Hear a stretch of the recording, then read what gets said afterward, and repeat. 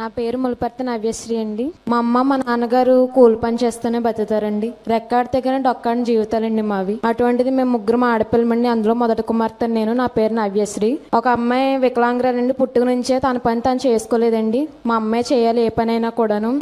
అద్దెంట్లో ఉండేవాళ్ళమండి. మేము అందరం కూడా అక్కడే తిని అక్కడే ఉండేలాగా ఉండేదండి. అటువంటిది బాబు గారి పరిపాలనలోనే మాకు కాలనీ శాంక్షన్ చేశారండి. బాబు గారికి థ్యాంక్స్ చెప్తున్నానండి.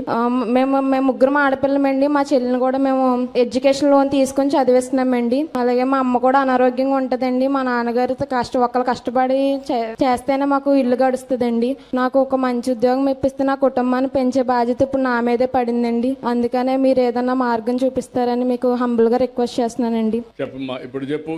ఈ కుటుంబాన్ని చూసావు. ఇంకొక అమ్మాయి BSc నర్సింగ్ చేస్తా ఉంది. ఇప్పుడు నువ్వు ఎట్లా వీళ్ళని నువ్వేం పని చేస్తావా? కూలి పని. నువ్వు కూడా ఆవిడిద్దరు కూలి పని చేస్తారు. ఈ అమ్మాయిని కష్టపడి BSc ఇచ్చారు. ఈ అమ్మాయి పాపం ఇబ్బందుల్లో ఉంది. దివ్యాంగురాలు, తెలివితేటలున్నాయి, కమిట్మెంట్ ఉంది. ఆ అమ్మాయికి కూడా మనం గాని పని చేసుకునే అవకాశం ఇవ్వగలిగితే కొంతవరకు ఉపయోగపడుతుంది. ఆ కుటుంబానికి ఇప్పుడు ఒక 6,000 రూపాయలు దివ్యాంగురాలు పెన్షన్ ఇస్తున్నాం. ఇల్లు పెండింగ్ పడింది. ఇప్పుడే కలెక్టర్కి ఆదేశాలు ఇస్తున్నా. ఆ ఇంటిని పూర్తి చేసే బాధ్యత నాది.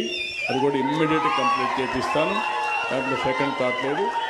ఇప్పుడు ఈ అమ్మాయిని బంగారు కుటుంబంగా మనం అడాప్ట్ చేసుకుంటున్నాం. అదే సమయంలో మార్గదర్శిగా వారిని సెలెక్ట్ చేశాం. ఆయన ఈ అమ్మాయి సమస్య చెప్పింది. ఆయన కూడా స్టడీ చేశాడు. ఏ విధంగా ఆదుకుంటారో ఒకసారి ఐడియా ఇస్తాడు. సో మా వంతు బాధ్యతగా మేము ముందుకు వచ్చామండి. ఈ కుటుంబం స్టడీ చేసాం. వాళ్ళకి అన్ని రకాలుగా చదువు కోసం, వాళ్ళ ఆరోగ్యం, వాళ్ళకి రేపొద్దున మంచి భవిష్యత్తు తీసుకొచ్చి పావర్టీ లైన్ నుంచి పైకి వచ్చి బెటర్ స్టాండర్డ్ ఉండేలాగా మేము బాధ్యత తీసుకుని అన్ని చూసుకుంటాం సార్. మొత్తం ఈ ఫ్యామిలీని పిలిపించుకుని వాళ్ళు ఏమనుకుంటున్నారో వాళ్ళ సలహాలు కూడా తీసుకుంటాం సార్. ఇప్పుడు అమ్మాయి చదువుతుంది కాబట్టి ఇంకా అమ్మాయికి చదువుకుని ఇంట్రెస్ట్ ఉంటే కనుక ఖచ్చితంగా మాస్టర్స్ చదివిస్తాం సార్. MSc చేయిస్తాం అమ్మాయి చేత. వాళ్ళకి ఓపుకుండి వాళ్ళు చదువుకున్నంత వరకు మేము చదివిస్తాం సార్. తర్వాత అమ్మాయికి జాబ్ ఇంట్రెస్ట్ ఉంటే కనుక మా సంస్థలోనే జాబ్లో కూడా తీసుకుంటాం సార్ ఆవిడని.